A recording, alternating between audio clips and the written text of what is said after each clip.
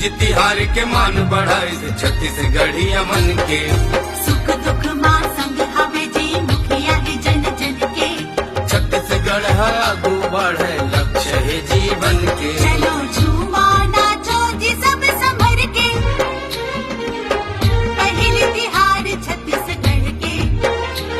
अरे आगे आगे आगे आगे अक्ति तिहार, पहले तिहार छत्तीसगढ़ के। हमारे छत्तीसगढ़ में किसानी के पहली तिहार अक्ति तिहार ला कथन। जम्मो किसान भाई बहनी मन ला जय जोहार, जय अक्ति तिहार, जय छत्तीसगढ़। अरे आगे आगे आगे आगे अक्ति तिहार, पहले तिहार